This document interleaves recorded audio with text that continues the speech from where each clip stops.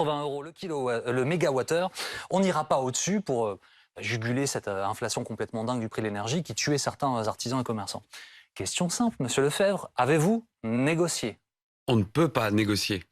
Ah bon? On ne peut pas négocier avec les énergéticiens. Il faut savoir que la possibilité de casser les contrats a été actée pour les TPE, non pas pour les PME. Donc ça veut dire que moi, je fais partie des PME. J'ai des seuils supérieurs à 10 salariés et 2 millions d'euros de chiffre d'affaires. Donc je suis une PME. Donc toutes les PME sont hors jeu par rapport à cette mesure. C'est uniquement les 600 000 TPE. C'est ça. Si je me trompe pas, je crois. Donc on peut pas négocier. On est aujourd'hui dans la même situation qu'on l'était il y a une semaine quand j'ai discuté avec notre ministre Olivier Grégoire. Alors, rien n'a changé. L'amortisseur, enfin pas l'amortisseur, mais le guichet énergie n'est toujours pas ouvert pour les périodes de novembre et de décembre. Donc ça, c'est l'endroit où vous adressez le téléphone, le coup de téléphone que vous passez pour déclarer votre situation. Alors c'est pas un coup de téléphone, c'est sur le site des impôts, oui, en fait. Voilà, tout à fait. Donc c'est pas encore ouvert, donc on sait pas encore ce qu'on va toucher. Et l'amortisseur énergie est pas encore en place. On attend que ça arrive. Là, on déclare le fait qu'on soit une PME et on atteste, voilà, avant de pouvoir avoir cette aide, peut-être, on espère. Donc pour dire la chose clairement, lorsque vous avez entendu que les TPE étaient concernés, vous avez dit quoi? Nous, on s'en fout. J'étais fou. Moi, j'étais fou parce que si les TPE sont concernés, c'est top. Je suis super content pour eux. Maintenant, nous, PME, on est laissés de côté. Il y a beaucoup de PME qui produisent en France et qui consomment beaucoup d'énergie. Je défends plutôt les petites et moyennes entreprises, mais faut pas oublier qu'il y a une entreprise qui s'appelle William Sorin qui a fermé. Parce que ça coûte plus cher à produire que économiquement son business est plus viable. Donc là, on a un vrai problème. On parle de 280 euros du mégawatt. Je reviens parce que j'ai pas eu de réponse la semaine dernière. Il y a 1 an et demi, je signais à 50 euros du mégawatt. Ouais. Moi, j'ai une question quand même il va falloir qu'on me réponde parce que aujourd'hui, je crois pas que. Alors, j'ai bien compris que le prix de l'énergie électrique était indexé sur le prix du gaz et que c'était ça le gros problème. J'entends. En attendant, le coût pour fabriquer de l'énergie en France, je crois qu'on est quasiment à 70% en nucléaire. Le reste, enfin très peu de gaz ou voire pas du tout de gaz. Le coût du nucléaire pour fabriquer cette énergie n'a pas été multiplié par 10 ou par 15. Donc, quand on nous vendait il y a 1 an et demi un mégawatt à 50 euros et qu'aujourd'hui, on nous le vend à 280 euros alors que le coût de fabrication n'a pas été multiplié parce qu'on ne fabrique pas, nous, avec du gaz, qui se gave? Alors, ce que répondent les énergéticiens, c'est que l'énergie que vous achetez maintenant, en fait, elle sort du tuyau. Elle sort pas du tuyau à l'instant. Elle a été achetée un peu avant, en fait. Non, mais celui qui fabrique, son coût de fabrication, il n'a pas été multiplié par 20, par 30 ou par 50. Il a augmenté pour le nucléaire. Mais non, mais... Enfin, pardon, je vais vous laisser... J'aimerais bien... Mais je vous en prie, monsieur Maillard, vous représentez la majorité, je vous en prie. C'est hyper intéressant parce qu'il y a des situations très, très diverses. Il a tout à fait raison. Il y a des boulangers qui vont très bien, qui ont signé plus tard des contrats, et d'autres qui sont plus en difficulté, comme vous êtes en train de le dire, et qu'il faut accompagner. Il y a l'amortisseur se mettre en place sur les factures, entre autres, de janvier. Donc là, vous allez voir, c'est vrai qu'on est en période d'hiver, c'est un peu plus cher. La grosse difficulté, elle est évidemment sur le cours spot. Qu'est-ce que c'est? Ça veut dire qu'à un moment donné, on va regarder le coût marginal de ce qui coûte le plus cher. Et à un moment, il y avait beaucoup moins de nucléaire, on avait des difficultés EDF, ça va beaucoup mieux. On achetait, et on continue à l'heure actuelle à acheter de l'électricité qui vient d'ailleurs, entre autres d'Allemagne, qui est faite avec du charbon et du gaz, qui là est beaucoup plus cher. Moi, je vais vous dire une bonne nouvelle. Là, on en exporte. Je vais vous dire une bonne nouvelle. Là, vous regardez le cours spot de l'électricité, on est revenu autour de 70 euros le mégawattheure.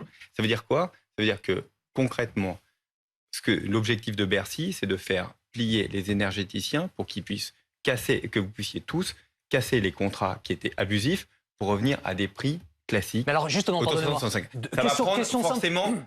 Je pense quelques semaines dessus, mais est-ce que vous êtes sûr, monsieur Maire, que ça va prendre que quelques semaines? Parce que, juste pour expliquer les choses, il faut un cadre légal. Un contrat, c'est un engagement. On ne peut pas casser un contrat comme ça, juste sur la volonté même du ministre de l'économie. Donc ça, c'est un premier élément sur lequel les énergéticiens s'appuient. Combien vous payez là, vous, le mégawattheure? Aujourd'hui, nous, on a signé à 450 ou 500. Il y a 2 contrats qu'on a signés, un à 500 et un à 600 ou 700. Puisqu'on était vraiment, on a dû renouveler 2 contrats vraiment en pleine période de crise. Là, alors, on est redescendu à un prix spot à 70 euros du mégawattheure. Hier, j'ai une proposition pour un nouveau commerce qui va ouvrir à 240 € du mégawattheure. Donc pourquoi on a un prix spot à 70 ? Non mais attendez un peu, mais aujourd'hui, quand on a besoin d'énergie, monsieur, aujourd'hui, moi, je le vois tous les jours, il y a des entreprises aujourd'hui qui n'arrivent pas à payer leurs factures d'énergie. Vous avez fait ce contrat ? Oui, c'est EDF. Il y a des entreprises qui n'arrivent pas à payer leurs factures d'énergie. Les aides, elles ne sont pas encore arrivées. On parle d'un modèle économique où on signait avant à 50, 60 € le mégawattheure, on nous parle de 280 € le mégawattheure. Comme prix plafond. Mais vous prenez, oui, prix plafond, mais en attendant, c'est les contrats qui sont proposés encore à l'heure actuelle.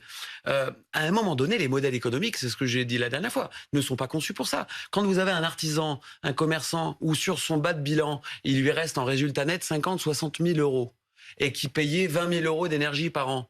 Si on lui dit maintenant tu vas en payer parce que l'amortisseur va quand même faire que les factures vont être multipliées par 2,5 voire 3. On est d'accord, hein ? Ça dépend.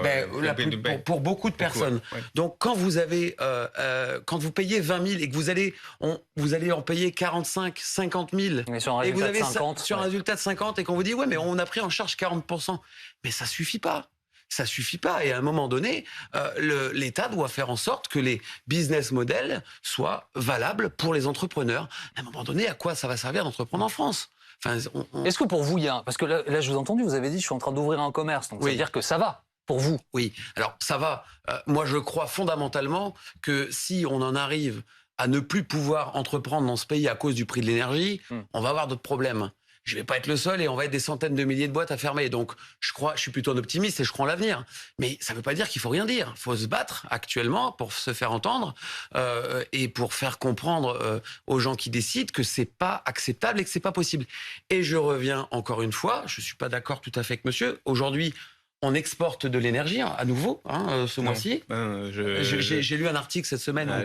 On était presque. Le truc, c'est que nous étions exportateurs, on est devenus importateurs et la balance est en train de se rééquilibrer. Oui, mais ça dépend des périodes. En tout cas, moi, je voyais souvent sur mes contrats, on nous a dit, on était monté jusqu'à 85% d'énergie nucléaire. Un peu de renouvelable 10% et un peu d'import ou un peu de gaz. Mais le coût de production n'a pas été multiplié par 500 comme les factures. Et là, donc là, une nouvelle fois ce soir, vous vous dites à Bercy, aidez-nous. Aidez les PME. Aider les PME et pas que les TPE. Les PME doivent être aidées massivement de la même manière. On ne peut pas, et les aides ne suffisent pas. Vous demandez pas à un artisan qui gagne 50 000 € et qui paye 20 000 € de facture de la doubler. Il va pas être d'accord. Et là, moi, je suis un peu les colères sur les réseaux sociaux parce qu'il y a du mouvement un petit peu. Il y a une manifestation qui se prévoit le 23 janvier sur une page Facebook deuil des TPE. Enfin, et parce que c'est un peu la majorité silencieuse, quoi. C'est des gens qui bossent depuis toujours et puis qui n'ont jamais rien demandé, juste qu'on leur laisse faire du business. Mais est-ce que vous êtes comme cet artisan boulanger qu'on avait vu sur BFM TV qui, après avoir crié sa détresse, est allé rejoindre un rond-point ? Mais j'étais sur le rond-point. Vous étiez sur ce rond-point. Pour le soutenir. Après, je suis pas dans le même cas de figure parce que je n'ai pas le même modèle économique que lui. J'ai un chiffre d'affaires qui est plus gros. C'est ce que j'expliquais la dernière fois. Quand vous faites 300 000 € de chiffre d'affaires ou 400 000, c'est le chiffre d'affaires moyen en boulangerie. Mais il n'y a pas que la boulangerie. Faut pas, les restaurateurs, c'est pareil. Enfin, toutes les gens qui produisent. Moi, j'ai des commerces qui font un peu plus de chiffre d'affaires. Donc, forcément, le prix de l'énergie n'est pas, la consommation d'énergie n'est pas proportionnelle. Donc, vous n'allez pas mettre un gilet jaune, vous ? Mais c'est pas une question de gilet jaune, on fait pas de politique. Moi, vous faites de la politique nécessairement, c'est aussi de la politique faire ça. C'est pas de la politique. C'est à un moment donné, on nous demande depuis toujours entreprenez. Moi, ça fait 15 ans que je suis à mon compte et aujourd'hui, c'est très anxiogène d'entreprendre dans ce pays. On a l'impression depuis le Covid qu'en claquement de doigts, vous avez 10 facteurs extérieurs dont vous n'êtes pas responsable, qui peuvent vous faire fermer votre commerce. Monsieur Lefebvre, juste pour clore, boucler notre boucle et revenir sur le sujet qui nous concernait au début avant de travailler, mais qui vous concerne, les retraites, la réforme. Est-ce que vous faites partie des gens qui vont se mobiliser ? Non, pas du tout. Et c'est pour ça qu'il y a pas. Moi, je suis pas pour la convergence des luttes. Je fonctionne de manière pragmatique, avec du bon sens. J'ai un peu l'impression qu'on vieillit plus et il y a un peu moins d'actifs qu'avant. À un moment donné, alors est-ce qu'il faut allonger la retraite ? Est-ce que moi je considère que la retraite c'est déjà un peu le début de la fin, donc ça me fait un peu peur. J'y pense pas de trop. J'ai que 36 ans.